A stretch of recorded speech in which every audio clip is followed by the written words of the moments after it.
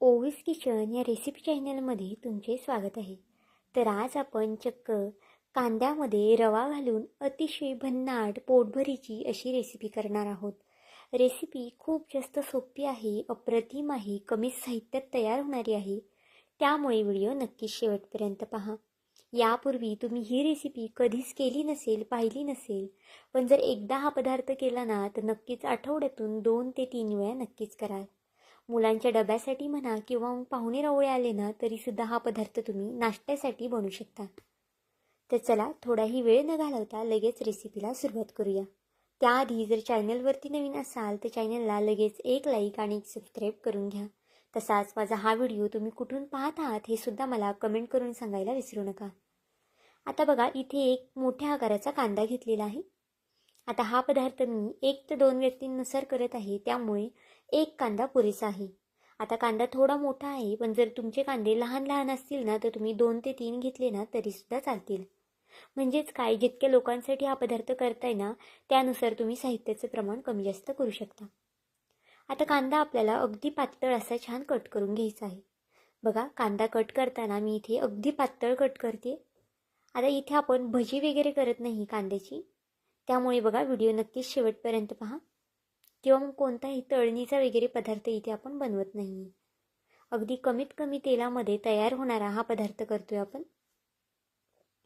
तर आता बघा अगदी पातळ असा कांदा कट करून घेते. आता हा सुद्धा कांदा कट करते आणि मग तुम्हाला इथे बघा मी दाखवला आहे. अगदी एकसारखा आणि अगदी छान असा कांदा पातळ कट करून घ्यायचा आहे. आता एका बाउलमध्ये आपल्याला हा सगळा कांदा काढून घ्यायचा आहे बघा. तर इथे पाहू शकता एका बाउलमध्ये कांदा काढून घेतलेला आहे आणि हातानेच हा कांदा छान असा आपल्याला कुस्करून घ्यायचा आहे. तर इथे बघा हाताने छान असा कुस्करला ना ती कांदा जो आहे ना तो अगदी छान असा मोकळा होतो, अगदी सुटसुटीत असा तयार होतो.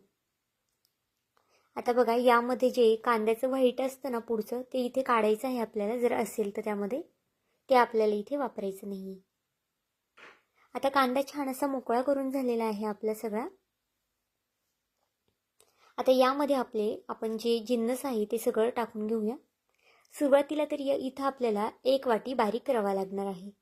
आता इथे मी बारीक रव्याचा वापर केलेला आहे, पण जर तुमच्याकडे बारीक रवा नसेल तर त्याऐवजी तुम्ही जाड रवा वापरला ना तरीसुद्धा चालणार आहे. रवा स्वच्छ असा निसून घ्यायचा आहे, चाळून घ्यायचा आहे, कारण की कधी कधी रव्यामध्ये अळी वगैरे असते, त्यामुळे शक्यतो रवा छान असा निसून घ्या. आता हा रवा आपल्याला एकदम इतका घालायचा नाही. सुरुवातीला बघा इथे मी 3 चमचे आपल्याला रवा घालून घ्यायचा आहे. 3 चमचे रवा एका कांद्यासाठी पुरेसा आहे. पण जर तुम्ही जास्त प्रमाणात करत असाल ना तर मग रव्याचं प्रमाण आणि कांद्याचं प्रमाण वाढू शकता. रवा घातल्यानंतर छान असं मिक्स करून घेऊया आणि यामध्ये घालून घेऊया गव्हाचं पीठ. आता यासाठी तुमच्याकडे जर ज्वारीचं पीठ असेल, बाजरीचं पीठ असेल किंवा मग तांदळाचं पीठ असेल ना तर ते सुद्धा इथे तुम्ही वापरू शकता. तर इथे बघा मी 2 चमचे गव्हाचं पीठ घातलेलं आहे आणि 1 चमचा बेसन पीठ घातलेलं आहे. आता यामध्ये काही मसाले घालून घेऊया. मसाल्यामध्ये इथे मी अगोदर अर्धा चमचा जिरं घातलेलं आहे, अर्धा चमचा हळद घातलेली आहे, 1 चमचा इथे मी धना पावडर घातलेली आहे आणि बघा इथे मी अर्धा चमचा लाल तिखट घालून घेतलेला आहे. लाल तिखट तुम्ही तुमच्या आवडीनुसार कमी जास्त करू शकता किंवा मग जर तुम्हाला लाल तिखट घालायचं नसेल तर त्याऐवजी तुम्ही हिरवी मिरची वाटून घातली ना तरीसुद्धा या पदार्थाला अप्रतिम अशी चव येते. भरपूर अशी कोथिंबीर घालून घेतली आहे यामध्ये आणि आता हे चमच्याने न हलवता आपल्याला हातानेच हे हलवून घ्यायचं आहे, कारण की चमच्याने इतकं व्यवस्थित असं मिक्स होत नाही, त्यामुळे छान असं हातानेच हलवून घ्या. इथपर्यंत व्हिडिओ पाहिलाच आहे आणि व्हिडिओ थोडा जरी आवडला असेल ना तर नक्की चॅनलला एक सबस्क्राईब आणि व्हिडिओला एक लाईक करायला विसरू नका, कारण की नवीन यूट्यूबरसाठी तुमचे एक लाईक एक सबस्क्राईब हे खूप जास्त मोलाचं असतं. तसाच माझा हा व्हिडिओ कुठून पाहत आहात, कोणत्या देशातून शहरातून पाहत आहात ना हे सुद्धा मला कमेंट करून सांगायला विसरू नका, म्हणजे मला सुद्धा कळेल की आपला व्हिडिओ कोणत्या देशात कोणत्या शहरामध्ये पोचलेला आहे. तर बघा हे बॅटर मिक्स करून घेते आता मी. यामध्ये चवीनुसार मीठसुद्धा घातलेलं आहे. आता या बॅटरमध्ये अगदी एकदम पाणी ओतायचं नाही आपल्याला, जसं लागेल तसं आपल्याला थोडं थोडं यामध्ये पाणी घालायचं आहे, कारण की आपण आता शेवटी मीठ घातलेलं आहे आणि मग मीठ घातल्यानंतर कांद्याला सुद्धा बऱ्यापैकी पाणी सुटतं.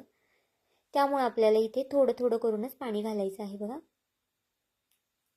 आता इथे पुन्हा मला बॅटर घट्ट वाटते, त्यामुळे मी पुन्हा थोडंसं पाणी घातले. पाणी घातल्यानंतर छान असं मिक्स करून घेऊया. मुलांच्या डब्यासाठी रोज काय बनवायचं, भाजी चपाती बनवायचा, कधी कधी मुलांना सुद्धा खायचा कंटाळा येतो आणि आपल्याला सुद्धा बनवायचा कंटाळा येतो. पण अगदी वेगळं काहीतरी बनवायचं आहे आणि पौष्टिक सुद्धा आहे, तर नक्कीच तुम्ही हा पदार्थ मुलांच्या डब्यासाठी किंवा मग नाश्त्यामध्ये सुद्धा बनवू शकता. तर बघा, गॅसवरती एक तवा तापत ठेवलेला आहे. पॅन किंवा तवा, तुम्ही कोणत्याही तव्यामध्ये पॅनमध्ये हा पदार्थ बनवू शकता अगदी सहज. आता त्याला थोडंसं तेल लावून घेतलेलं आहे. तेलाऐवजी बटरचा किंवा मग तूपचा वापर केला ना तरीसुद्धा चालेल. आता जे आपलं कांद्याचं बॅटर आहे ना, ते अगदी हाताने अशा पद्धतीने आपल्याला पसरून घ्यायचं आहे बघा. अगदी सहज पसरलं जातं. जर तुमच्या हाताला भाजत वगैरे असेल ना, तर थोडंसं हाताला पाणी लावून घ्या आणि मग हे छान असं पसरून घ्या. चमच्याने शक्यतो इतकं व्यवस्थित पसरवता येत नाही, त्यामुळे हाताचाच वापर करा. तर इथे बघा, छान असं पातळ पसरून घ्यायचं आहे. अजिबातच जाड वगैरे ठेवायचं नाही. आता याला थोडंसं कडेने तेल लावून घ्यायचं आहे. अगदी जितकं तुम्हाला कमी तेल वापरायचं असेल ना, तितकं तुम्ही या पदार्थाला तेल कमी वापरू शकता, कारण की फार असं तेल किंवा तूप वगैरे या पदार्थाला लागत नाही. वरनं बघा, थोडेसे गावरान तीळ आहेत, हे पांढरे तीळ, त्यामुळे यामध्ये दोन्ही तीळ मिक्स आहेत. तुम्ही नुसते पांढरे तिळाचा वापर केला ना तरीसुद्धा चालेल.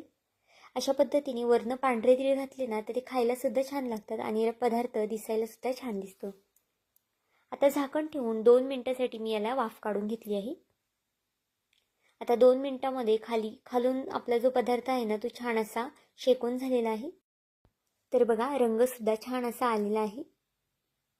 आता दोन्ही साईडने छान खरपूस रंग येतोपर्यंत आपल्याला हे परतून भाजून घ्यायचं आहे. आता तुम्ही या पदार्थाला काय नाव द्याल हे सुद्धा नक्कीच मला कमेंट करून सांगा, कारण की मी सुद्धा अजून याला काय असं नाव दिलेलं नाही. याला तुम्ही थालीपीठ म्हणू शकता कांद्याचं, किंवा मग धपाटे, पराठा किंवा मग धिरडं वगैरे सुद्धा म्हणू शकता. जे तुम्हाला आवडेल ते तुम्ही याला नाव देऊ शकता. ते इथे पाहू शकता, दोन्ही साईडने छान खमंग असं भाजून घेतलेलं आहे. आता जर तुम्हाला कांदा वगैरे यामध्ये वापरायचा नसेल ना, तर तुम्ही गाजर वगैरे किसून सुद्धा घालू शकता. त्यामुळे सुद्धा अगदी असा हा पौष्टिक पदार्थ तयार होतो. तर इथे पाहू शकता, अशाच पद्धतीने दुसरं देखील थालीपीठ आपण करून घेऊया. अगदी सहज असं पसरलं जातं. छान असं पातळ पसरून घ्यायचं, म्हणजे खायला सुद्धा अगदी रुचकर हा पदार्थ लागतो.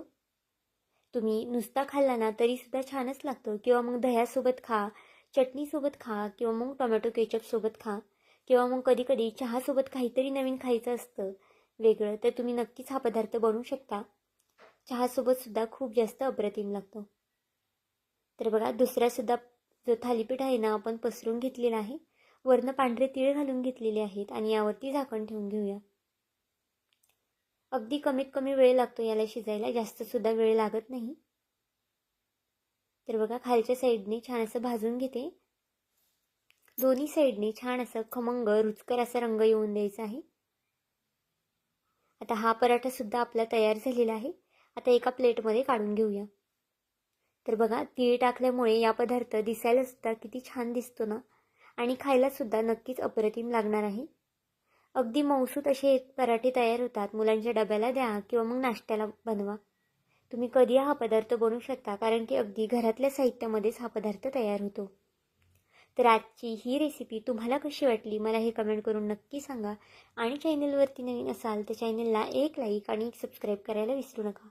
भेटूया आपण पुन्हा एका अशाच नवीन व्हिडिओमध्ये. तोपर्यंत बाय.